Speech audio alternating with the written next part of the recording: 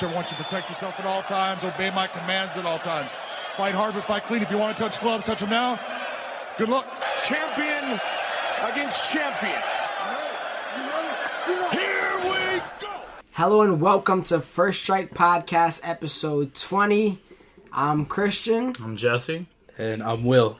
That sounds like an unusual voice, and it's because that's not who we usually are with. We usually got Christian, maybe Jesus, and maybe Louis. Yeah, Louis. But today we got somebody new. It's summertime, so we got to pull some tricks out of our bag and whatnot.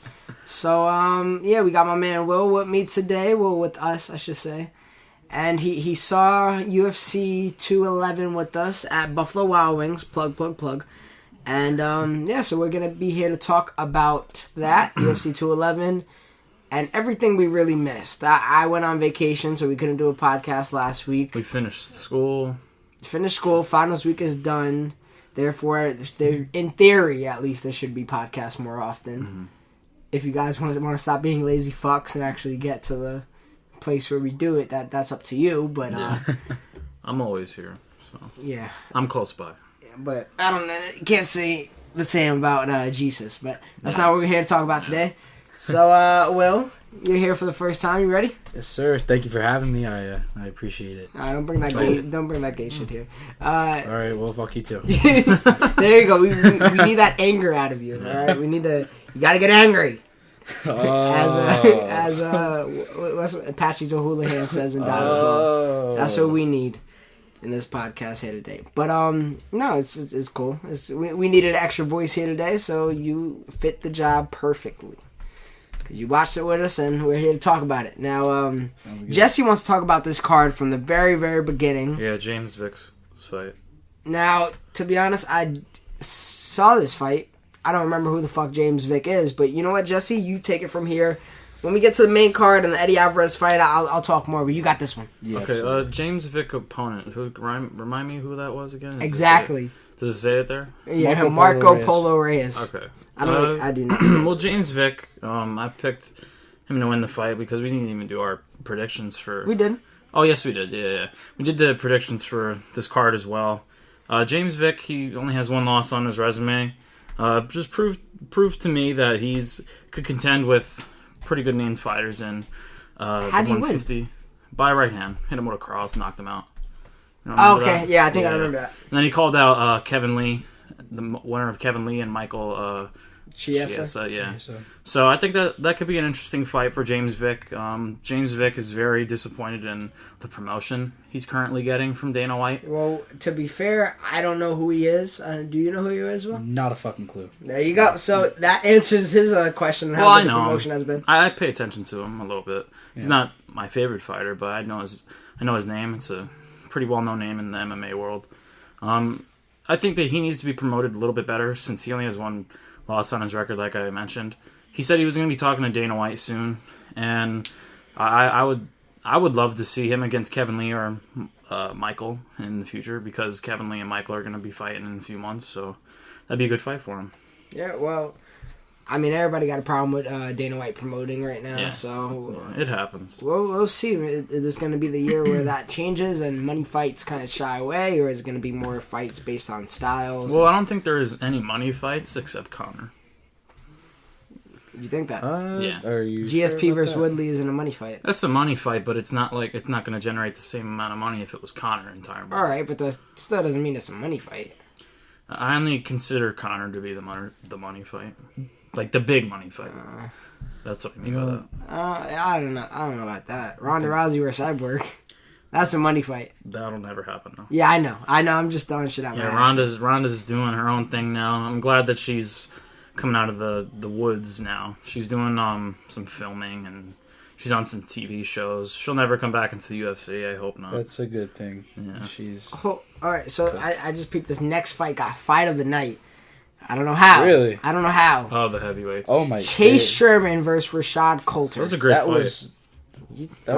I thought that was awful. Yeah, it was. Didn't you say Ariel Helwani said the other guy? Ariel Helwani psyched my head up. So I seen him on Twitter, right? And obviously I knew who the hell he was, but I was like, you know what? I'm more in tune with sport than I've ever been. Let me follow him because Jesse always sends me the news of MMA. I was like, you know what? For once, I want to send some to him. So I see an Ariel Helwani tweet, and he said, "Watch out for Rashad Coulter." So my dumbass goes into the fight, blind as a fucking bat.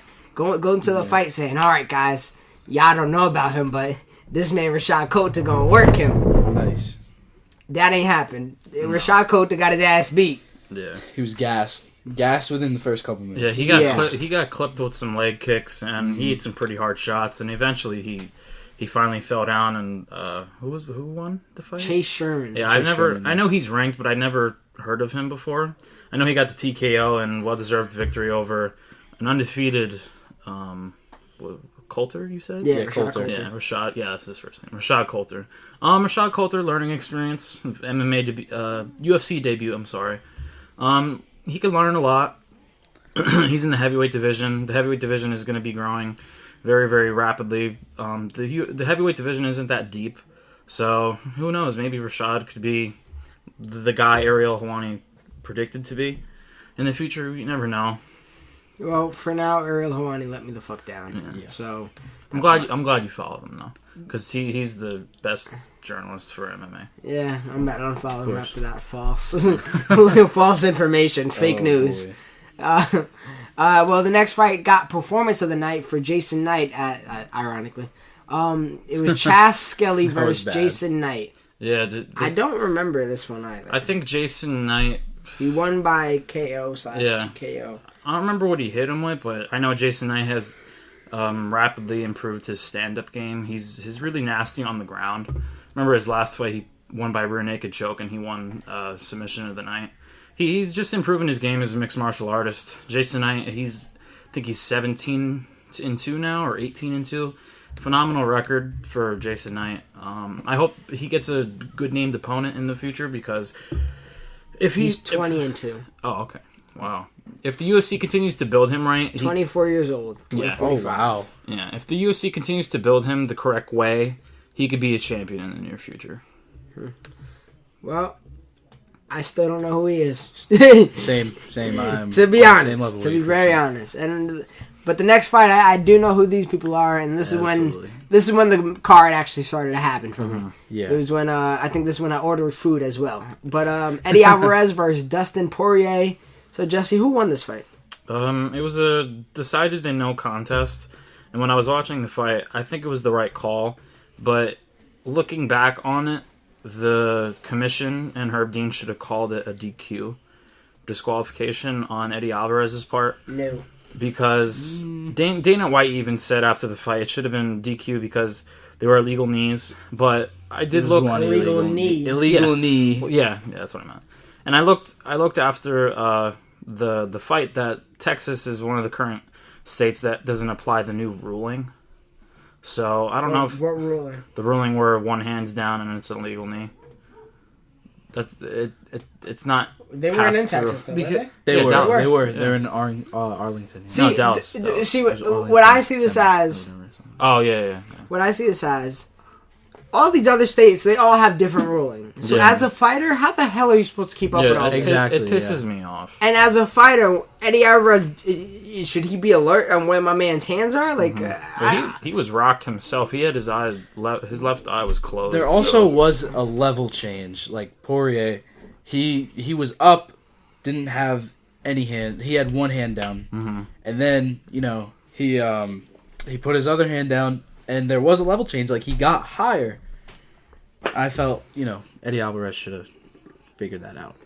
Yeah, but I just... That's tough to judge. I hate this ruling, and I hate that it's different for every other state, and in New York it's this, but in Texas it's that, and in Las Vegas it's this. Agreed. They need to fix it. In California, no, I think that's all stupid. They should have...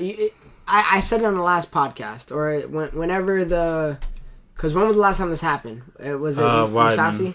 Yeah. Weidman and Musashi for 2 of 10. When that happened, I said that's like one football stadium. The standards is 100 yards, and the next one is 90 yards. You know what I mean? That's completely just stupid, and I hate that, and I hate that different ruling everywhere you go. So what I would have loved to see happen, and what I would have done, I guess not would have done, because they got rules they have to follow. But what I would have preferred, and what should be incorporated in my eyes, is let the fighter get his 5 minutes. This was an illegal knee, yes. So let the fighter get his 5 minutes, and then as long as he's able to continue, keep the fight going. If he's not, then you could do a no contest. Yeah. But it looked like Dustin Poirier was fine to go. No, Eddie Alvarez was fine Dustin to go. said the doctor asked him, like, Dustin, you're okay to fight? And he was like, to be honest, no. He felt really dizzy. Yeah. He went to the hospital. I'm pretty sure he's has a concussion as we speak. I mean, he got hit with a legal knee, and he was getting rocked early, before that, too, because Eddie Alvarez put him against the cage, was hurting him a little bit. Yeah. After Dustin was putting on a storm on Eddie Alvarez.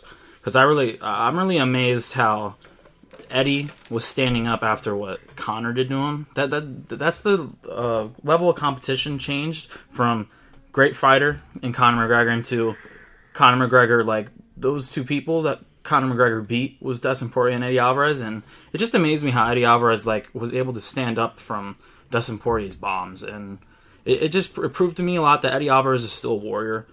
And I was honestly pretty pissed off when the fans were booing after the fight and the ruling of the fight. And Dustin Poirier even got on mic because Joe Rogan interviewed both of them, and he said, "Well, why are you booing this man? This man's a champion. This man's a warrior." And it's true. I mean, I know Conor McGregor made a fool out of him, but I still respect Eddie Alvarez. He beat one of the best lightweights ever. Eddie Alvarez forever will be a champion in the UFC and will always be a warrior. He's still a great fighter. He'll be in the Hall of Fame one day. So I think the no contest should have been ruled a DQ on Eddie Alvarez's part. I do believe they need to rematch because no fighter wants to have a no contest or a DQ or any type of situation on their resume. So I think they need to run it back when both fighters are cleared in the future.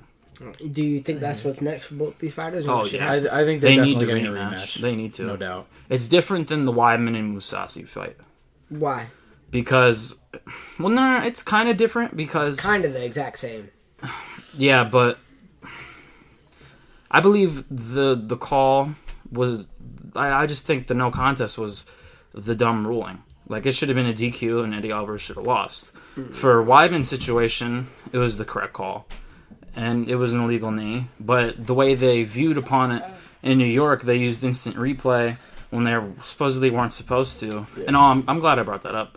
Lorenzo Fertitta, prior owner to the UFC, called Dana White after the event and said, you guys need to have the same ruling for every state you go into or every country, etc., and have instant replays. Mm-hmm. That way, it would be fair for both fighters and on the outcome on the results for future fights. And I agree with that guy.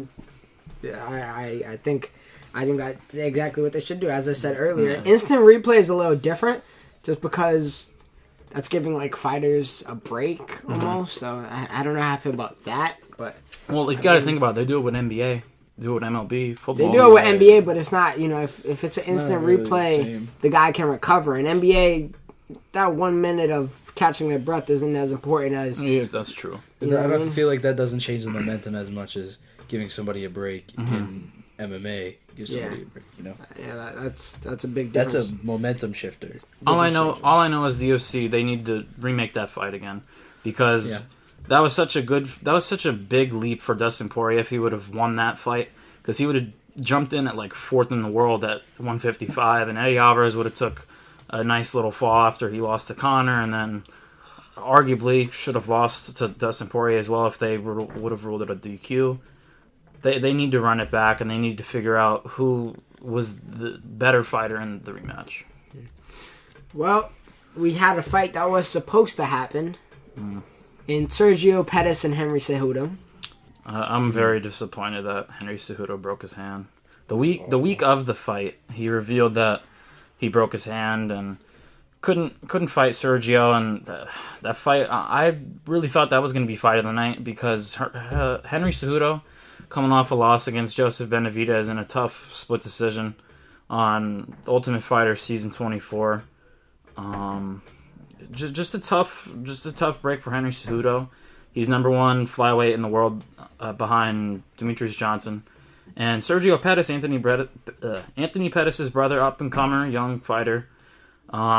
in my opinion, he's better than Anthony Pettis right now. Sergio only has 2 losses right It now. would have been a great look for him, too. Yeah, and if he would have won that fight, he would have jumped in right into title contention with Demetrius. And Demetrius said whoever would have won that fight, he would have gladly fought next, because I believe Henry Cejudo and Demetrius rematch would be a very good fight if they would have fought. And then Sergio Pettis, I think, would become a great challenge for Demetrius Johnson. Sergio has, I believe, a 69-inch reach. Demetrius only has 65-inch reach, so it'd be a great fight if Sergio would have fought Demetrius Johnson. Would have been a great fight, and it was missed on this card as the replacement was... Bro, how the hell you pronounce this guy? Just look at my screen for 2 seconds. Oh, no. Bro. I don't even know how I thought to pronounce that Giannis Antetokounmpo, whatever the hell is his name. Antetokounmpo? Whatever. I thought his name was hard from basketball. My man's name is Krzysztof Joko. Krzysztof Jotko. Oh. That wasn't that bad. Okay, well. Hey. Say that again? Yeah, say it again. Krzysztof Jotko. Yo, Why the hell he got unnecessary Z? I never seen a person that got 2 Z's in the middle of their name that is separated by a Y, and that's some shit. It's Eastern Europe, my man. I don't know. the fact that this fight was called up onto the main card, it blows my mind how Eddie Alvarez and Dustin Poirier went on the main card. Well, they couldn't have this match top off the prelims. True. In my opinion, this was absolutely the worst fight. Yeah, David Branch. It was just split decision. It was awful. Yeah. It was all they did was hug. Oh my And goodness. a little bit of striking. Most took him down fight. a few times, but not much of an interesting fight. I wasn't really paying attention. I was on my phone doing some other stuff, eating. We're at Buffalo Wild Wings, like we said before. Wasn't the best fight of the night. Probably the worst fight on the card. Didn't get my interest. David Branch won by split decision. I think he deserved it. He controlled the fight by just hugging him and putting him on the cage and hitting him with some good strikes, and that was pretty much it. I can't recall a single moment in this fight, so we're just going to skip this one. Until a fight that I do remember very, very vividly, at least. Frankie Edgar against Yair Rodriguez. Now, I'm a big fan of Yair Rodriguez. After that slaughter he put on BJ Penn, it got to turn anybody to an automatic fan. The kid's creative with his kicks, with his striking in general. I don't know what happened here. Frankie Edgar is a top. Dominated. Yeah, he's a top class. Frankie Edgar just put himself back on the map with the featherweight division. He just proved his point where he even said to Yair Rodriguez, he said, "Hey, you're the future of this division." He has really high praise for Yair Rodriguez. He believes Yair could be future champion, and so do I. But he just said it's not his time yet. Frankie Edgar wants that title shot between Aldo and Holloway. Or I could see Frankie Edgar fighting Ricardo Lamas in the near future, but he does want that title shot against Aldo and Holloway. He's itching for it. It's really tough for a contender to get a third fight between a fighter and a especially after champion. losing, too. Yeah. But Frankie Edgar, he's famous for always getting rematches. He's fought BJ Penn 3 times, Benson Henderson twice, Gray Maynard 3 times. Like he's always the king of getting rematches with people. So it would interest me if he fought Aldo again. It's because right now he is the definition of... Damn, I forgot the word I was going to use. The guy who can't... we always use this word. The guy who fails to get the championship, but he's better than everybody below him. Oh, I know what you're talking about. The goddamn... like what the Clippers are, and... I don't know why I can't think of the name right now, but he's always the guy, like I just said, that... Right now, at least, he can't beat Aldo. No. And he's absolutely better than everybody under him. Mm-hmm. Better than Yair Rodriguez, he's kind of like Cub Swanson. He's kind of like Anthony Johnson. He's never the type of person to get the belt, but just didn't prevail. I know Frankie Edgar did beat BJ Penn and won the lightweight championship, but he wanted to drop down and weight and beat Aldo, and it just never happened. And he's been in that division ever since. I've wanted Frankie Edgar to go to bantamweight, but I don't think that would be the best interest because bantamweight's is even tougher division than featherweight, especially now that Connor's not there. So who knows? All I know is if Holloway beats Aldo, Holloway and Frankie Edgar would be a very, very, very interesting fight. Yeah, I mean that's a fight that they would kind of have to do just because. Yeah. Well, if Aldo wins, They'd give Frankie Ricardo. Yeah, I don't see Aldo getting another match with Edgar right now, at least. No. But if Holloway was to win, that's a new matchup. That's a refreshing matchup. Edgar's coming off a very good victory. I think then it would happen. But I don't see Edgar getting the win unless Holloway wins. What do you see next for Yair? He just needs another impressive win. So I think he'll just get somebody, and it'll most likely be on a fight night card. Yeah. You know, they need to re-up his name. Yeah, that's what I'm saying. So he could get an impressive victory once again. I mean, that division alone it's a good division. So he could put on a show with almost anybody in that division. Yeah, I could see him probably facing Dennis Seaver, and even though Dennis Seaver is facing BJ Penn again. I don't understand why BJ Penn continues to come back into MMA, but that's another topic for another day. He's absolutely washed. He's just The Brett Favre of MMA. For real. Ronda Rousey knew when it was time to leave. I think BJ Penn needs to figure it out too, because he's just old and washed, and it's his time. It's up. Yeah. I think a good matchup for Yair would be Dennis Seaver, though. Just that's a good name to him for Yair to fight. And if Yair wins, then he'll move up in the rankings a little bit. I believe Yair is 8th or 9th in the featherweight division, and I think Dennis Seaver's top 15, I believe. So put him back on the map, and a fight that I would love, even after that fight, would be him and Doo Ho Choi. Doo Ho Choi, and they're both explosive. Both explosive. Why did I not think of that? Good stand-up fighters, but Choi does have a fight against Andre Filia. I don't know. All I know is Yair Rodriguez knocked him out with the flying knee. So I think Doo Ho Choi has a good possibility of beating Andrea. That would honestly be a show, Yair versus Doo Ho. That'd be a great fight. I'm so excited to see Doo Ho fight again. If you guys haven't ever seen an episode of this podcast, heard an episode of this podcast, I'm such a big fan of Doo Ho Choi. That's my man's. But one of my other mans, Jorge Masvidal, he didn't disappoint me. I wouldn't say that. But he lost to Damian Maia. By split decision. This fight was okay. Maia is thirsty for that rear naked choke. That was the only thing he was looking for. Absolutely. Yeah, he said it in pre-fight interviews. He says, "I'm looking for that rear naked choke." Personally, I would have gave this fight to Masvidal, as that one judge did. And I understand that Maia had control of the fight most of the time. But the fact was, he was doing nothing with his control. Yeah, and Jorge Masvidal he preparedly worked on his takedown defense. He sprawled him at least 5 or 6 times. Absolutely, Damian Maia went for 12 takedowns, and he only caught 4. Yeah. And so that just Damian proves... Maia is not no joke when it comes to all that. He's an extremely great grappler. So the fact that Jorge Masvidal was able to do that, that's saying something. Not only that, he landed... 16 more significant strikes than Damian Maia. Maia landed 12 more regular strikes, but when you're on top, you're just going to land those little petty strikes, that don't really do too much. They don't hurt. But as far as, significant strikes, he couldn't stand with.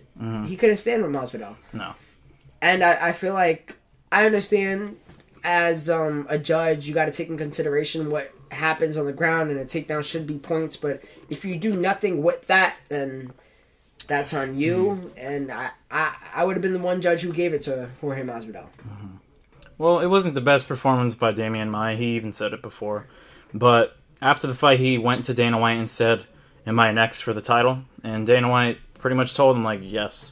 You're fighting Tyron Woodley. He's 39 years old. He's going to get smoked. I agree. He's going to get smoked. Woodley is a machine. He even said, "You're not going to get on my back like that. You're not climbing on me." Yeah, Tyron Woodley, he's a good wrestler. He's huge. Great wrestler. I'm pretty sure he's a brown belt in jiu-jitsu as well, so he could roll around pretty well with Damian Maia. And I think Stephen Thompson was a much better opponent, even though that didn't really turn out good. No. Much better opponent for Tyron Woodley, just because Stephen Thompson had the skill to trade with him standing and also compete with him on the ground.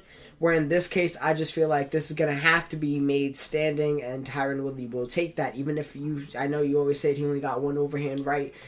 That one overhand right would put this 39-year-old to sleep. Yeah, for most definitely. most definitely. Put the dog to bed. Yeah. It'd be interesting, though, if Damian Maia would be able to take Tyron Woodley down and submit him, and he'd become the oldest champion in the UFC as of right now, because Bisping's sitting at 38 with his belt at middleweight.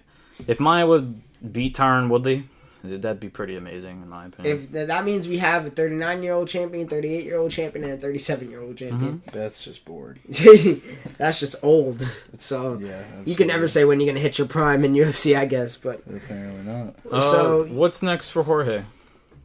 I feel like just like same thing with Yair Rodriguez. This was the young guys card. This was the chance for the young talent of the UFC to show their asses. They didn't really prevail. They didn't prevail, and they're going to need to pick up where they left off come the next card as well. I think the next thing in line for... we know Damian Maia... 170? We know Damian Maia is going to get the title shot and everything else, but I think what's next in line for Jorge is either Neil Magny or Stephen Thompson. Oh, yeah. Like he was earlier beefing today. with Stephen Thompson. I think that would be a good fight. You know, they both coming off of losses. Good strikers. And, I mean, if Jorge does want to prove himself, that would be the fight to prove himself. But I just feel like Stephen Thompson would win. Oh, of course. So his karate they're too good for Jorge. Yeah, exactly. So, I mean, that would be a good fight to watch. But yeah, even Neil Magny, he's coming off a controversial win against Johnny Hendricks. Neil Magny's a lot easier to beat than Stephen Thompson. Yeah, but Neil Magny has 81 injuries, so yeah, that's pretty tough to do it. Who knows? Either way, those would be two great matches. He has potential, and I think it will be hopefully reached next fight. Now, for my favorite fight of the night, just because I like the little girl, Andrade. Joanna Jędrzejczyk against Jessica Andrade. Andrade, salute to you. You're an absolute monster. You got heart. You lost, and I think no judge gave you a round. No. In my opinion, I would have gave you the first round, but that's not. Let me actually see the first round stats. I guess I didn't click it. Never mind. She kind of. She took her down twice, but Joanna got right back up. She took it down. Which that doesn't mean shit. A powerhouse. Yeah, that girl threw Joanna around, but not like Claudia Gadelha though. No. But I mean, she could not hit her for when you got a 62 she's 5 foot reach. tall.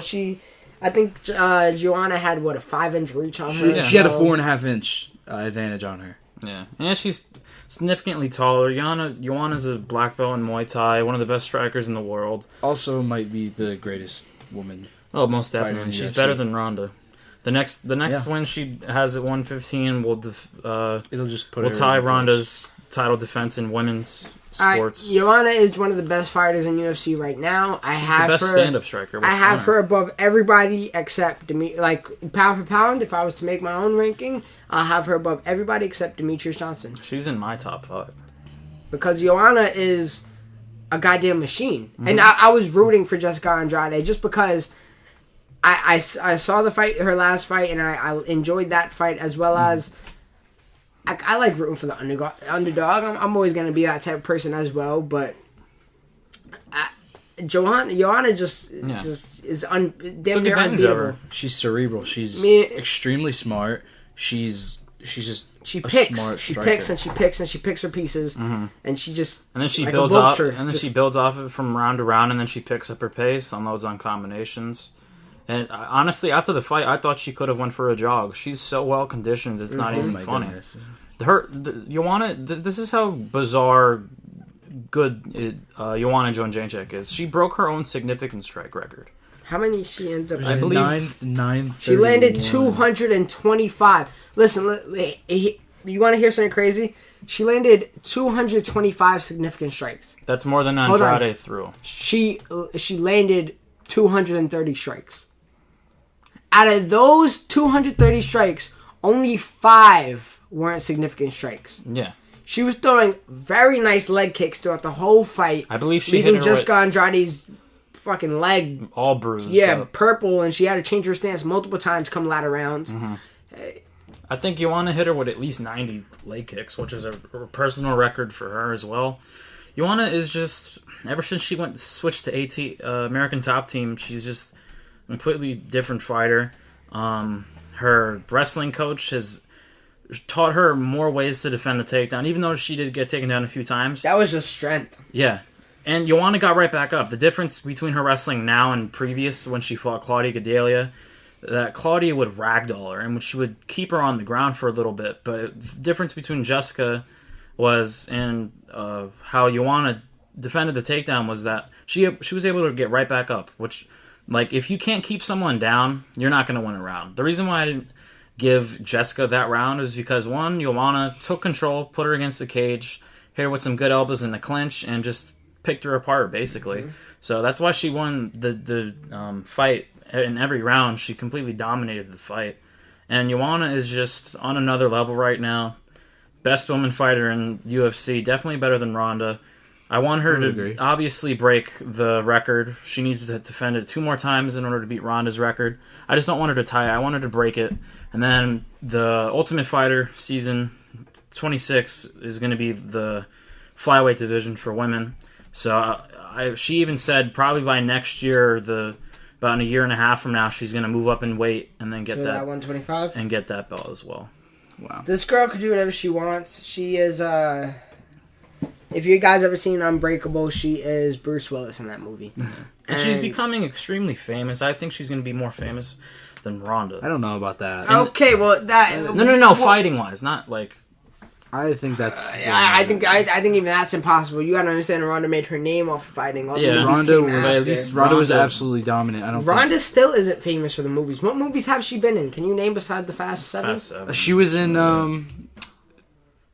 the ones with Sylvester Stallone. You know where they have Expendables. Expendables. She was in that. She was in like the second one. I don't know anything else. Like, yeah, she's not famous off her movie. She's famous off of all this hype about Ronda Rousey is from her fighting.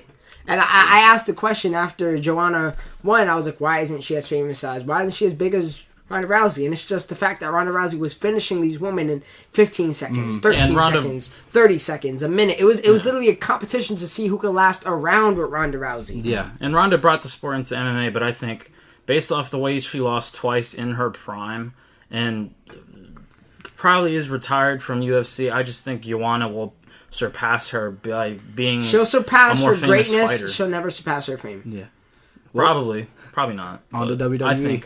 I think she will. Ronda should go to WWE. Yeah, she should. Because she's just a character now. She makes hella good money there too. Mm-hmm. Yeah, well, that's what we think is next for Ronda Rousey. But what you think is next for Joanna? Rose? Yeah. Without a doubt, right? Yeah. Even though I don't think Rose deserves it, because I would love to see who else deserves it. Carolina. She's fought Claudia. She already lost. Yeah, but still, I think she literally just lost to Johanna. Literally, it was her last fight. Bro, that was a few months ago. Yeah, that was Joanna's last fight before this. She shouldn't fight her, 2 out of 3 fights. I don't think she'll fight. That's ridiculous. I don't think she'll fight Claudia again, but I think Carolina deserves another shot at the title. Not ahead of Rose, because Rose in like a year, maybe next year. But Rose didn't. Rose is next, and then maybe it'd probably end up being Claudia or Carolina. I hope not Claudia, because that'll be a tough matchup for Joanna again. Why would you not want the tough matchup? Because I want her to break Ronda's record. I don't give a fuck about a record. I want to see good fights. You want to see, absolutely. What's next for Jessica Andrade? I think she should get the Karate Hottie. Oh, that'd be a good matchup. They're coming both off losses. Yeah, that's how we like to pair them off with both losses, and I think that'd be perfect. I think Michelle would destroy her though. You think? Yeah, because Andrade, she has T-Rex arms. After that, like, if you can't handle with the champ, I don't think you can handle with any top level contenders in that division. Like Michelle Waterson, she's a few fights away from contending for a belt. Yeah, okay. So one of them needs to prove that even though they lost, they could still fight. I mean, we just had. You're saying a girl who just had even though she lost pretty fairly, she still, to me, had an impressive showing against Joanna. Oh, of course. She had a good heart. That's pretty much it. She hit her with, 2 left hooks. That I say if she lands some punches on Michelle Waterson, then she might be able to do some damage, and she got enough strength to take her on the ground, and maybe... Yeah. I haven't seen her ground game, because Joanna didn't really give her a chance to. No, but she's a purple belt. I don't know. I don't know much about Andrade. I don't know. I mean, we need to see new matchups. I'm tired of the same matchups in this division, so... That's what I would prefer for her. And now the main event. We had Stipe and Junior Dos Santos. And performance of the night to Stipe. He knocked my man out in, a few minutes? 2 minutes, 22 seconds. It just proves how ridiculously good Stipe is. And you know what's crazy? I really thought Kane had more title defenses. You know the most title defenses in heavyweight history is? That title flops around more than LeBron James. It's 2. Stipe tied the record for most consecutive title defenses with Kane. I thought Kane... Lesnar didn't have 2? No. He only had 1. He had 1. I thought Kane held the title more than 2 times. But that just proves how Kane was always hurt and other fighters were always hurt in the heavyweight division. But all I know is Stipe, I think he needs to fight Kane or we're doomed next. Again. Kane, preferably, because that was the match that was supposed to happen, and it didn't. Yeah, and he got hurt. And I still think Cain Velasquez needs to have that rematch with Werdum, because I fucking hate Werdum. But Werdum is fighting Alistair Overeem next, and I think that's a bad matchup for Werdum, because Overeem is the best striker in heavyweight history of all time. I'm excited to see some of these younger guys, I can't Francis, Nauga. Yeah, he's and interesting. The other guy. Derek Lewis. Yeah, Ronda Rousey's new husband. Not Travis Brown. I'm joking. Remember how he called out Ronda Rousey? Where your fine ass at? After he knocked out Travis Brown. Yeah. Travis Brown is marrying Ronda, but the real daddy is Derek Lewis. You lost me for a second. But nevertheless, so you said you don't got any things about this fight. You just think Stipe's God? I just think Stipe proved the statement. He lost to Junior Dos Santos in a war a few years ago, and he just looked real good. He's getting better as a fighter. I mean, I was pretty shocked how Junior didn't attempt a takedown or something. He was landing some good leg kicks. Stipe did have a nice little bruise on his shin there. Stipe's just a character. I think he'll hold on to that heavyweight title for a little while. I think he'll fight the winner of Werdum and Overeem, like I said, or Kane if Kane gets his shit together and doesn't get hurt training at AKA with Cormier and Rockhold. Who knows? But I think Stipe is going to be heavyweight champ for a while. The best part about the fight is after the fight was Joe Rogan said, "What's next?" And Stipe says, "Oh, my kitchen. I have to remodel my kitchen." Yeah. Like that. I just like how relaxed he is going into fights, after fights, because he knows he's the best in the world. He's the top guy to go against. He's the heavyweight champion of the UFC. So that just proves a lot, and I think no one could beat Stipe right now. Even though he did take an L walking out to Machine Gun Kelly.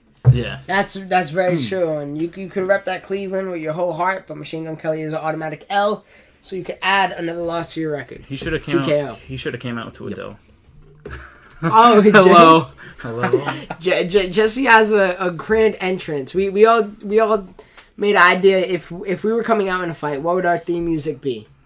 And then Jesse's theme music. Explain how it would go, Jesse. I know they can't see you, but explain it with your best words. Well, when Christian asked me at the table when we were watching Stipe come out, Christian asked us what our theme music would be, and right off the top of my head, I said "Black Skinhead" by Kanye, because it's just a hype song, and I like Kanye, and it would just get me hyped for the fight.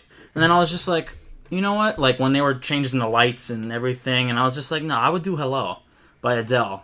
And I would have the lights shut off, and it would be like, hello. And then I would be walking down the walkway, and the lights would turn on.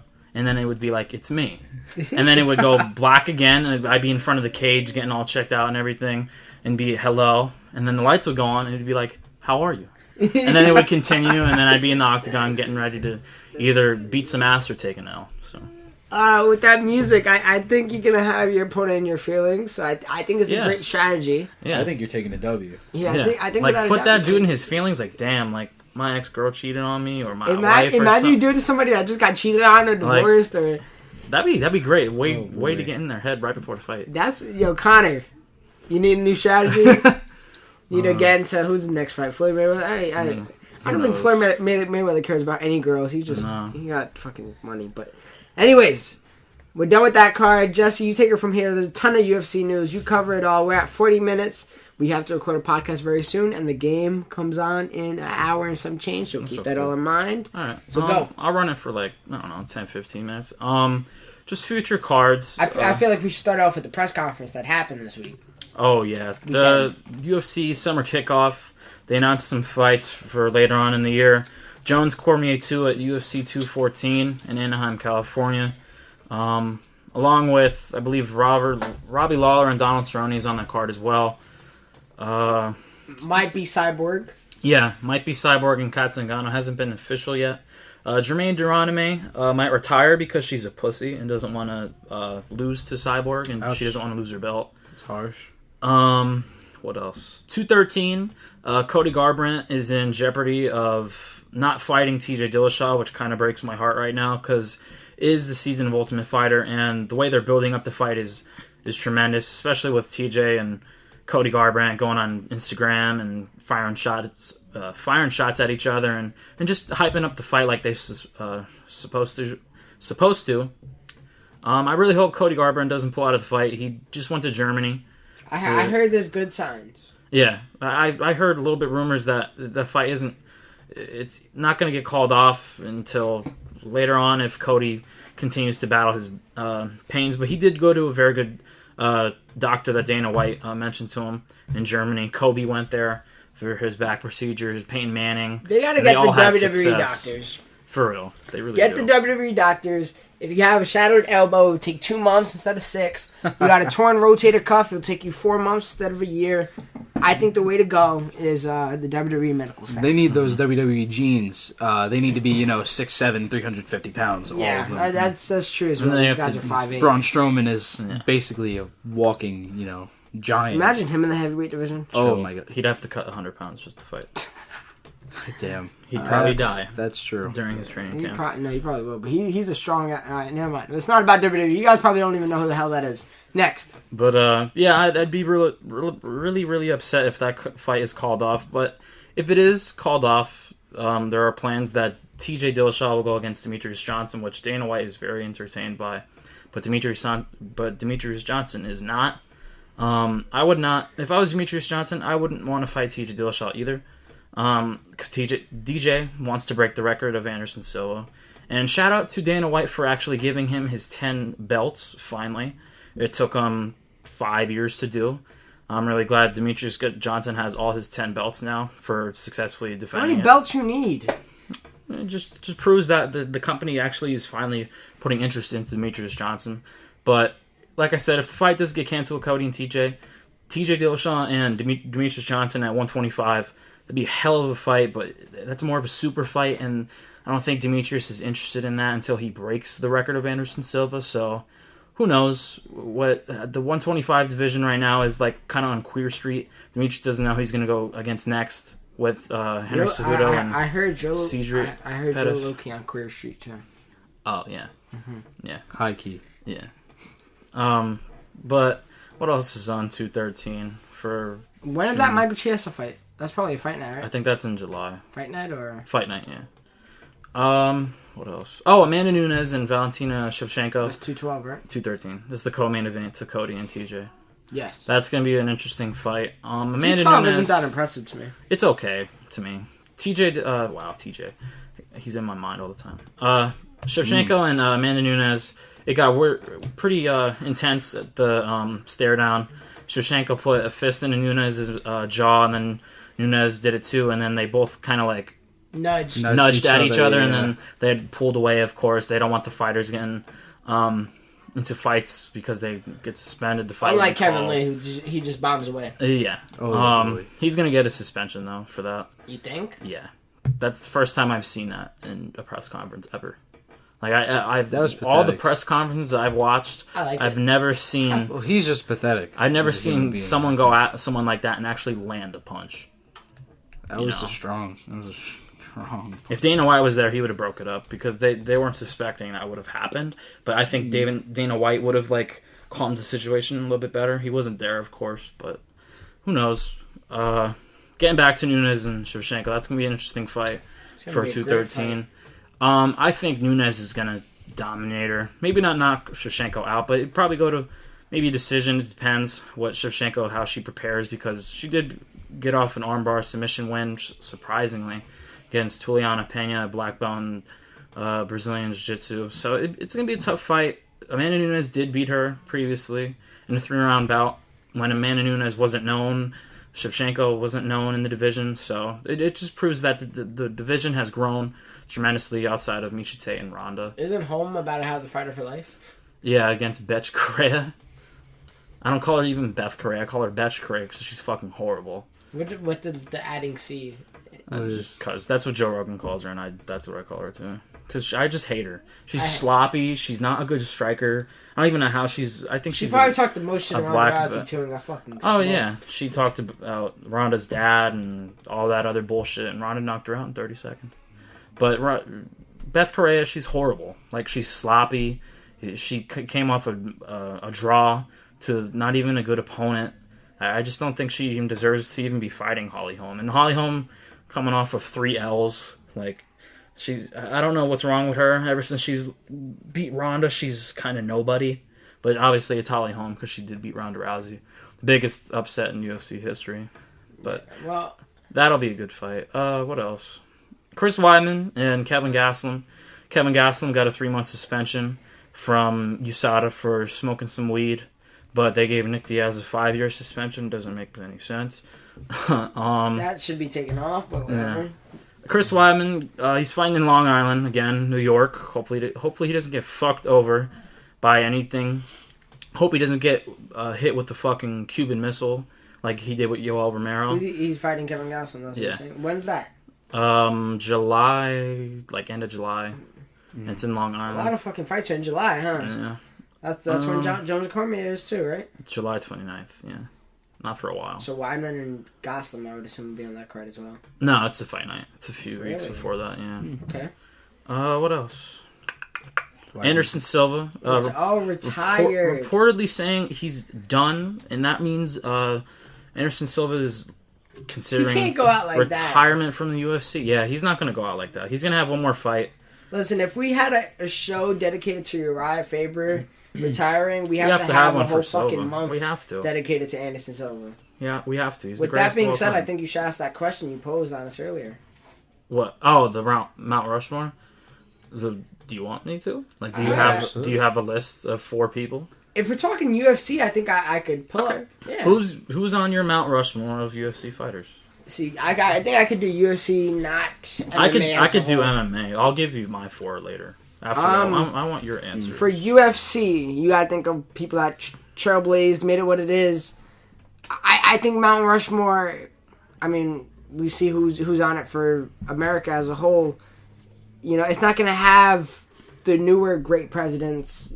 You know what I mean? You know what I mean? The people that change now. I don't think Conor should be on it. No. You know what I mean? No. Maybe in the future. Like if we're talking, maybe even Conor can be on it right now. But if we're talking UFC, I think we have to have Anderson Silva. That's without a doubt. Absolutely, no doubt. I think we got to put Chuck Liddell on there. Yep, I like that.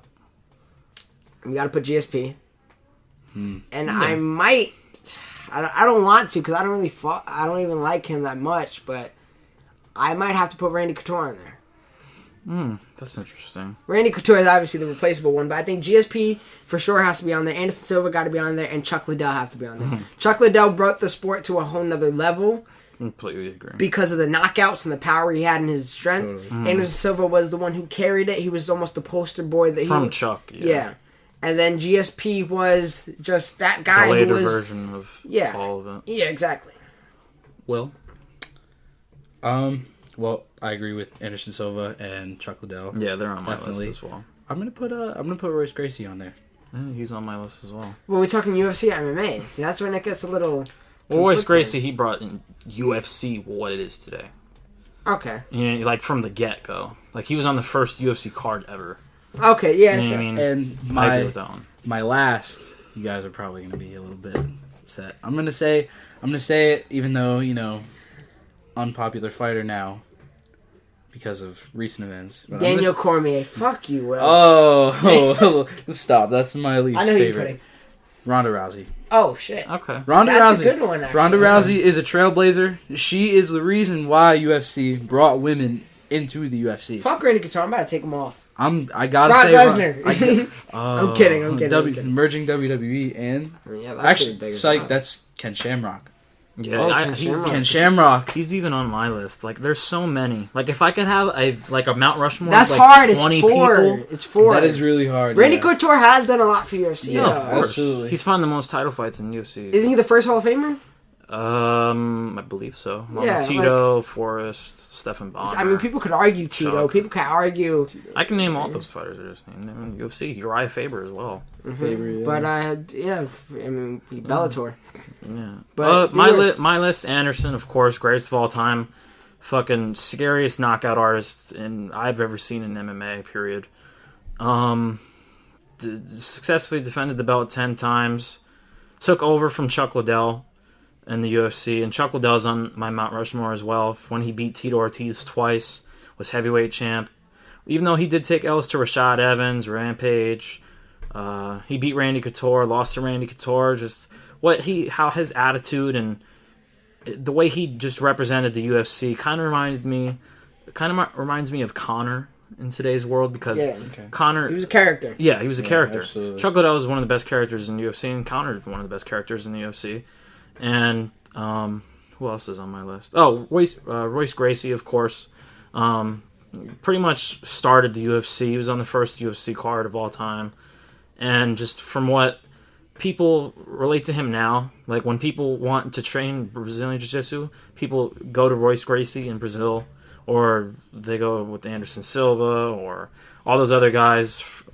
Who else is on my list? Oh, John Jones by far. You got John Jones there? Even though he's tremendously... He made Matt Hamill deaf. Yes. Oh. Even though he's tremendously... Alright, I'm not that stupid. That was Jesse. Jesse thought that John Jones made Matt Hamill deaf. Yeah. Let's with the elbows. Yeah. Well, that's another Okay, day. we're just going to breeze past that. I'm Yeah. gonna breeze past it. Yeah, I just don't want you just roasting me. Okay, go on. But I just think John Jones has to be on Mount Rushmore, even though he's tremendously fucked up outside of the octagon. John Jones, I don't think he's beaten more legends than any light heavyweight fighter ever. He's beat Lyoto Machida in his prime, Shogun Rua in his prime. Arguably prime. Arguably. Lyoto? Yeah. When did he beat Lyoto? 2011. He only Lyoto came off used an to be L on after top. Shogun. Lyoto used to be on top. Yeah, until he lost to Shogun, and then John Jones beat him. It went downhill real quick for Lyoto. Yeah. I just think John Jones up there, of course, along with the other three. I think he can be up there. I think Yeah. I think one day he will. I think if you ask us in 20 years, it would be be John Jones. He's gonna surpass. I probably should have put Royce Gracie on my list, but if you ask in 20 years, it'll be Royce Gracie, Ronda Rousey, Conor McGregor, and either Chuck Liddell or Anderson Silva. Yeah. I just think John Jones is, even though, like I said, he's fucked up many times, and it's life. I think even people say it now, he's the greatest talent to ever come into the octagon, and that's including like Anderson Silva, GSP, all these fucking great fighters.